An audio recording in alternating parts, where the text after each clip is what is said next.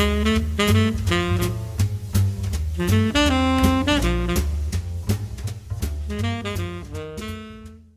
his farm sanctuary's 25th year anniversary, and that Gene would be out doing a tour. So I was like, he must come to Tranquil Space. And then of course we had to include our beloved friends from the Humane Society and Pig Sanctuary. So we're so just delighted to have all of your support and to have Gene here to share ways to be an everyday activist. So without further ado, I'll turn it over to Gene, but a big, big thank you to all of you for coming out and supporting tonight. I've been doing this work since 1986.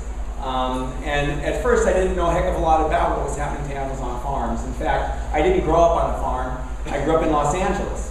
And my main experience and interaction with farm animals was as breakfast, lunch, and dinner, like most people.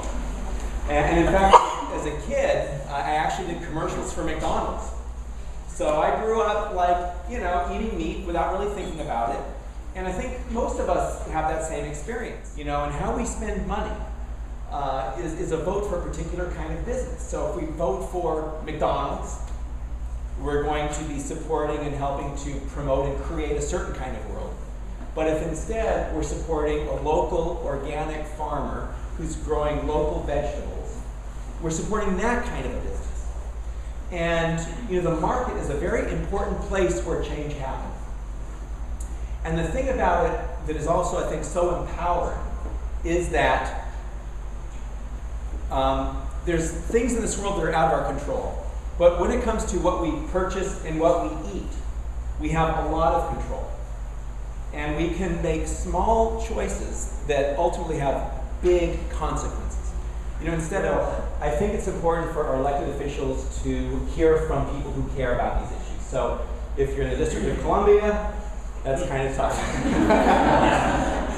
But everybody else can contact your elected officials and encourage them to support policy that does not support factory farming, basically. When something looks different, they immediately say, ugh. And I used to take this cat, Mr. Pibb, who is now our executive director's personal pet. I used to take him to schools and just carry him in a case. Kids would be like, oh, you brought that dirty cat in here. Get that cat out of here. And when Mr. Pibb would come out, he would sit there. And I say, Pibby, sit. And he would sit. And he'd go like, no, paws down. And then he would give me high five. He would give me his paw. He would choose what hand the treat was in. And the kids were like, wow, this is a really nice cat. But they didn't have that connection between this cat and the cat that they see in their neighborhood. And Mr. Pibb was a stray. He was literally found walking around in Northeast when he was a baby. And Kevin, our department, our animal behaviors, they actually started working. They put him on a treadmill, walking, just doing different things. And then these kids are like, wow, this cat can do all of this. And now just, and so I'm trying to get them to be able to see that Mr. Pibb was a kitten that was a stray. And just think, if we didn't rescue him, what might his life have been like compared to all the strays in DC? I love Pig's Animal Sanctuary. And I'm obsessed with Walter, who's this pig that I kind of stalk. And so I'll just share a little story about him before we close. I literally stalk him.